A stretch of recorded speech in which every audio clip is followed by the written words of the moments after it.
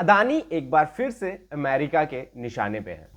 इस week Washington post ने एक रिपोर्ट निकाली है जिसके अकॉर्डिंग उन्होंने एलिगेशंस लगाए हैं कि एलआईसी ने 33,000 करोड़ रुपए से भी ज्यादा पैसा अदानी की कंपनी में इन्वेस्ट किया है।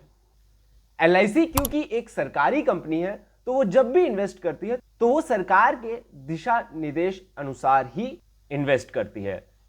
इस इन्वेस्टमेंट के लिए भी मिनिस्ट्री ऑफ फाइनेंस ने एलआईसी को एडवाइस किया था, ये कहना है वॉशिंगटन पोस्ट का। बेसिकली होता क्या है कि एलआईसी जो भी पैसा अपने कस्टमर से प्रीमियम के रूप में लेती है इंश्योरेंस का, उसे अलग अलग कंपनीज में इन्वेस्ट करती है अलग अलग इंटरेस्ट रेट पे।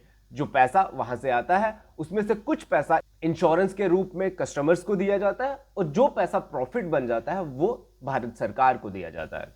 अब इसमें जो सबसे इंपॉर्टेंट चीज है वो ये है कि ये पैसा जब अदानी की कंपनी में लगाया गया उस समय अमेरिका में ऑलरेडी अदानी पे करप्शन चार्जेस पे इन्वेस्टिगेशन चल रही थी। अदानी की जो कंपनी थी ऑलरेडी प्रॉब्लम में थी, तो उस समय इतना सारा इन्वेस्टर्स का पैसा अदानी की कंपनी में लगाया क्यों सरकार ने?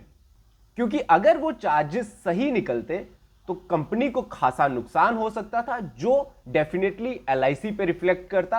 अब एलआईसी ने ये डिनाई नहीं किया है कि उन्होंने इतना सारा पैसा जो है वो अदानी की कंपनी में लगाया है। उन्होंने कहा है कि ये पैसा लगाने के लिए जो ड्यू प्रोसेस थी उसे फॉलो किया गया है। अदानी ग्रुप्स की क्लैरिफिकेशन ये है कि सिर्फ एलआईसी ने ही उनकी कंपनी में पैसे नहीं लगाए हैं, और भी बहुत सारी इंश्योरेंस कंपनीज उनकी कंपनी में पैसे लगाती हैं, इंक्लूडिंग अमेरिकन कंपनीज। इस पूरे मामले में सिर्फ एक ही चीज है जो क्वेश्चनेबल है, वो है इस इन्वेस्टमेंट की टाइमिंग।